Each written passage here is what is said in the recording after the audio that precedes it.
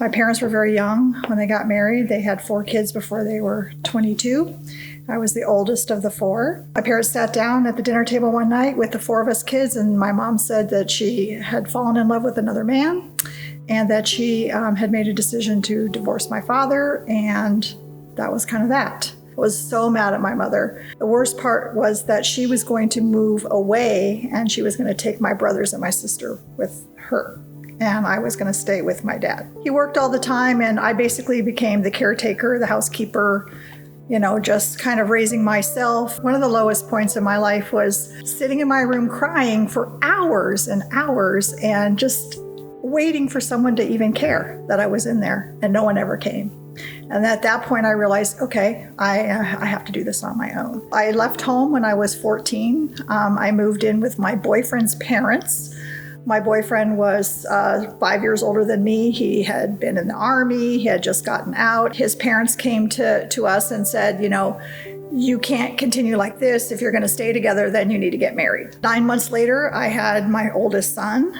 I got the family thing down. I'm doing this. This is good. He started dating other people, seeing people behind my back, and I just started feeling isolated again more and more because he wouldn't come home at night. And it was kind of like, I felt like I was just like the baby caretaker. I wasn't a wife. When he was home, he had all of his friends with him all the time. And I kind of became the person that took care of, picked up the beer bottles and emptied the ashtrays. My son was almost 2, and this is the hard part. Got a phone call that, and it was from one of my husband's friends, and he had been home with them watching the baby, and they said, Ricky's been hit by a car. I don't know if he's dead or not. It was a really bad accident. I nursed him back to health. It took about a year, but at that point, I was done. I was like, I can't do this anymore. My in-laws, who were like my parents, and told me they wanted me to come over for dinner, so I did. And they said, there's no way you're taking our grandson, and we are going to take custody of him. They took me to court, and I had no job. I had no education. I had no place to live. I had nothing, and they were like, this is not the best, environment for this child, so he should be with us. And the judge agreed. That was probably the lowest point of my life because I lost my son. I basically felt like, well, I don't care if I live or die. So I started using drugs because that was the only thing that made me not feel the pain. I hooked up with one of my husband's friends. We just kind of lived on the streets and were using. And I remember sitting in our house, if you could call it that. I heard a voice in my head, and the voice just said, this is not going to be your life. God actually miraculously cured me of drug abuse. One day I was using, and the next day I stopped, and I never used again. And that was 40 years ago. And I know that that's not a usual thing that God does to people, but I think that I was heading towards death, and I think that he just saved me. But I didn't recognize it at the time.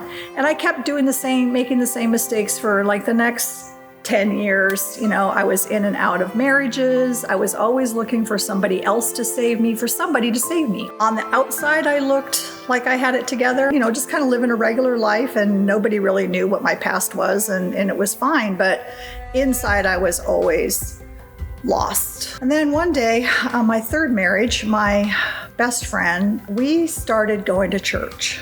I started hearing the gospel, and I started getting to know a little bit more about what Christianity was all about. For many years, I prayed, I went to church, but I was always on the outside looking in. Why can't I get to know Jesus? What is it? What's wrong with me? I didn't have a relationship with him, and that was something that took a long time for me to develop because I didn't feel like I was worthy. I didn't feel like I was somebody that anybody should love for any reason whatsoever. I wanted him to do stuff for me. I wanted him to save me. I wanted to live the life that I was reading about in the Bible. I wanted to be part of the community of people that I saw that were living that way, but I just couldn't figure out how to get in. I had that imposter complex terribly. I used to I left jobs. I'd be like, oh, they're going to figure it out. They're going to get to know. They're going to realize who I really am, and they're not going to want me around. And I would bail, before that could happen. And I did that in relationships too. It's like, no, that person's being way too nice to me. I better get out of here before they figure out they shouldn't be nice to me, And one day I'm at church, and this man who I didn't really know him. He was a member of the church. He came up to me and he said, God wants me to tell you that you are worthy. I thought, well, maybe I'll stop thinking about myself for a minute. Maybe I'll try to help other people. And I know that God likes it when we help other people, so that's what I'm going to try to do. I'm always trying to figure out the game. So I contacted the lady that was running CR at the church that I was going to. And I said, I've been through some of this stuff, and I thought, I'm going to help these people. And little did I know God was taking me there to help me. I realized that He does love me, not just everybody else. He loves me too, regardless of all the things that I've done and everything that I had been through. He's trying to make me more like Him. And that's what I want, because I want to be loved, and I want to be able to love other people.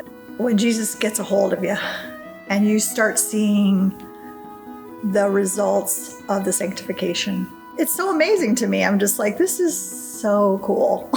That you actually turn into a new person, and I just never ever thought it was going to happen. I never thought it was going to happen to me, but it did. And I am so grateful, so grateful. I have a lot more compassion for other people because I have compassion for myself. That was probably the hardest thing that I ever had to do, was forgive myself. And I couldn't do it until I accepted that Jesus forgave me. You still have natural feelings and anger or disagreements or whatever. But when I find myself in a place that I don't really want to be, I know where to go. And I look at that and I'm like, okay, this is me not being meek. This is me not being humble. This is me trying to do it on my own again, and it's like, and at least it happens faster. And when I figure it out and I give it back to Him, I'm able to be at peace again.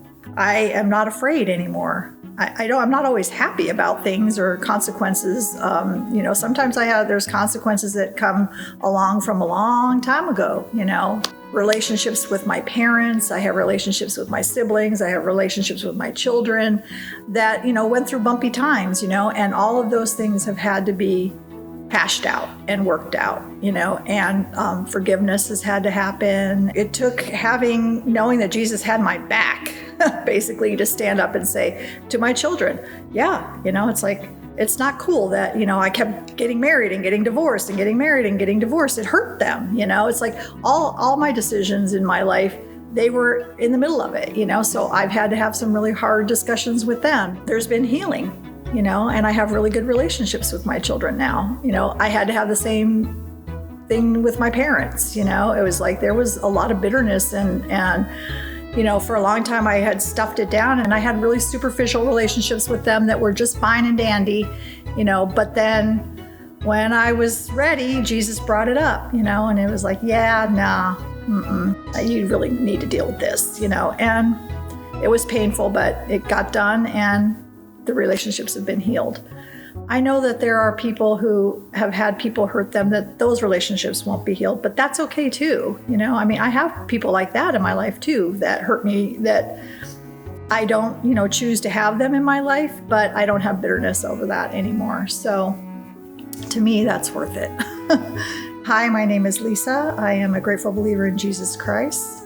I've been delivered from drug addiction, gambling addiction, and other hurts, habits, and hang-ups in my life. I still struggle with codependency, with some eating disorders, and just life in general. But I'm happy to be a follower of Jesus and know that He will deliver me from it.